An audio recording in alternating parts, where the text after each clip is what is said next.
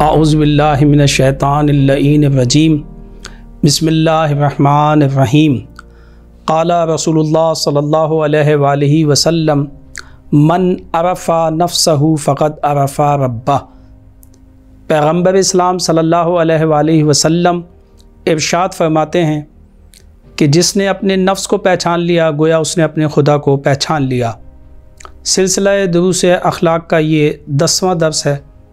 اور آج ہماری گفتگو کا عنوان ہے خود سازی کی حقیقت اور اس کی ضرورت۔ خود سازی انسان کا اپنی قوتوں سے صحیح طور پر استفادہ کر کے اپنے اندر صلاحیتیں پیدا کرنا تاکہ انسان اپنے کمال، اپنے مطلوب یعنی خدا تک پہنچ سکے، اسے خود سازی کہا جاتا ہے۔ خود سازی کے لیے انسان اپنے نفس کو، اپنے آپ کو جب سنوار سکتا ہے اور خود سازی کر سکتا ہے کہ جب اپنے نفس کی اور ان قوتوں کی صحیح شناخت رکھتا ہو۔ اگر ان کی صحیح شناخت نہ رکھتا ہو تو پھر ان سے صحیح استفادہ نہیں کر سکتا۔ ہر چیز کے سلسلے میں ایسا ہی ہے، اگر کسی چیز کی شناخت نہ رکھتا ہو تو پھر اس سے صحیح طور پہ استفادہ نہیں کر سکتا، نہ اس سے استفادہ کر سکتا ہے اور نہ اس کو وہ مقام دے سکتا ہے اور نہ اس کے لیے اپنا وقت صرف کر سکتا ہے۔ جس طرح سے ہم دیکھتے ہیں کہ معصومین علیہ السلام لوگوں کے درمیان موجود تھے مگر انہیں ان کی شناخت نہ تھی، تو پھر ان سے وہ صحیح طور پہ استفادہ نہ کر سکے، پھر انہیں وہ صحیح مقام نہ دیا گیا جو انہیں مقام دینے کا حق تھا۔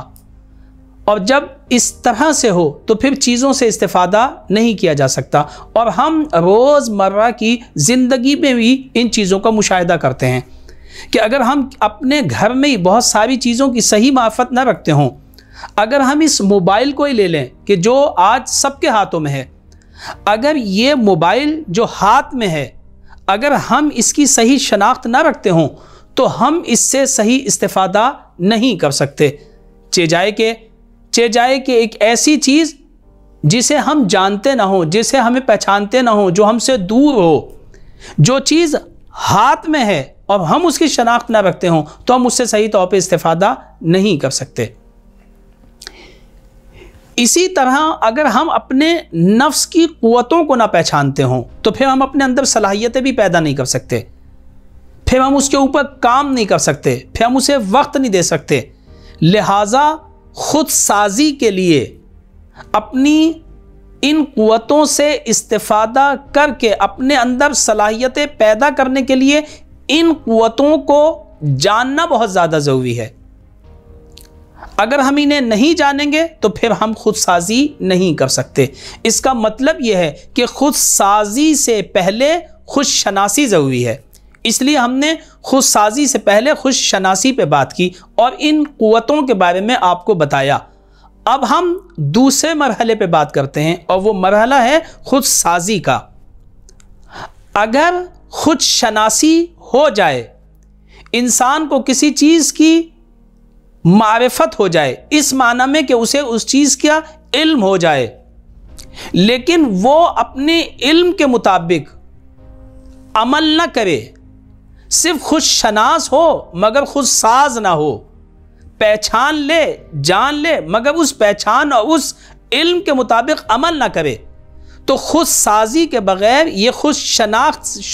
شناسی کا عمل بھی بیکار دکھائی دیتا ہے، پھر اس سے کوئی فائدہ نہیں ہوگا جب تک کہ انسان خود سازی کے مرحلے میں داخل نہ ہو۔ جس طرح سے مثال کے طور پہ ہم دیکھتے ہیں کہ اگر آپ دنیا بھر کے سارے دانشوروں کو اکٹھا کر لیں اور وہ پانی کے بارے میں مکمل طور سے آگاہی رکھتے ہوں، پانی کی مکمل شناخت رکھتے ہوں، پانی کے اجزاء کی مکمل تحلیل جانتے ہوں، یہ جانتے ہوں کہ یہ کتنے اعضاء سے مل کے بنا ہے، یہ جانتے ہوں کہ اس میں کتنے وٹامنز پائے جاتے ہیں، یہ جانتے ہوں کہ اس کے اور کیا کیا کام ہیں، اس کی اور کیا کیا خاصیتیں ہیں، یہ کیا کیا کام انجام دے سکتا ہے، لیکن اگر یہ اپنے علم پر عمل نہ کریں تو پھر یہ ساری معلومات ان کے لیے بیکار ہوگی۔ انہیں یہ بات پتہ ہے کہ یہ پانی پیاس بجھاتا ہے، اس پانی کے اندر فلاں وٹامنز موجود ہیں، اور ان سارے اسکالرز کو، ان سارے محققین کو شدید پیاس لگی ہوئی ہو اور انہیں یہ پتہ ہے کہ یہ پانی پیاس بجھاتا ہے، لیکن اپنے علم پہ عمل نہ کریں تو یہ سارے جو اس پانی کی مکمل آگاہی رکھتے ہیں، اس پانی کے بارے میں مکمل شناخت رکھتے ہیں، لیکن اگر اپنے علم پہ عمل نہ کریں تو یہ سب پیاس سے بھی رہ جائیں گے اور اس پانی میں موجود تمام وٹامن سے بھی بہرا رہ جائیں گے، بہرومند نہیں ہوں گے۔ لیکن اگر آپ ایک بچے کو جو صرف اس پانی کے بارے میں اتنی معلومات رکھتا ہے کہ یہ پانی پیاس بجھاتا ہے، اور یہ بچہ پیاسا ہو، پیاس آنے کے بعد یہ اٹھائے، پیاس لگنے کے بعد آئے اور پانی اٹھا کے پی لے، تو کس کی پیاس بجھے گی؟ ان محققین کی، ان اسکالرز کی، یا اس بچے کی؟ یقیناً آپ کہیں گے اس بچے کی۔ کیوں؟ اس لیے کہ اس نے اپنے علم کے مطابق عمل کیا ہے۔ پس اگر شناخت کے ساتھ اس شناخت کے مطابق عمل نہ ہو تو وہ شناخت بیکار دکھائی دیتی ہے۔ یعنی یہ بچہ اپنے آپ کو ہلاکت سے بچا سکتا ہے، وہ اسکالرز اپنے آپ کو ہلاکت سے نہیں بچا سکتے۔ عالم ہونا اور ہے، عارف ہونا اور ہے۔ عالم جب تک اپنے علم پہ عمل نہ کرے اور عارف نہ بنے اس وقت تک چیزوں سے استفادہ نہیں کر سکتا اور اپنے آپ کو ہلاکت سے نہیں بچا سکتا۔ اس کا مطلب یہ ہے کہ معرفت علمی کافی نہیں ہے،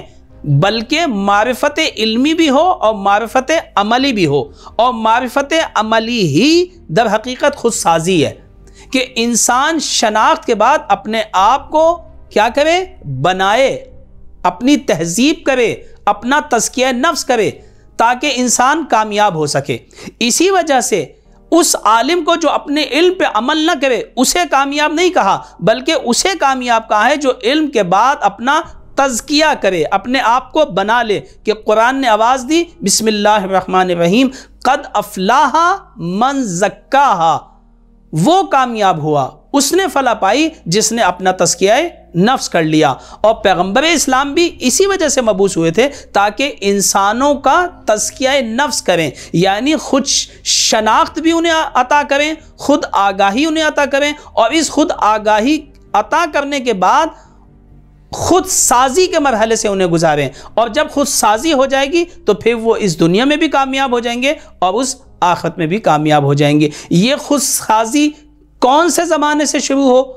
کہاں سے شروع ہو، کس طرح اسے انجام دیا جائے، اس پہ انشاءاللہ ہم مزید گفتگو کریں گے۔ وآخر دعوانا ان الحمدللہ رب العالمین۔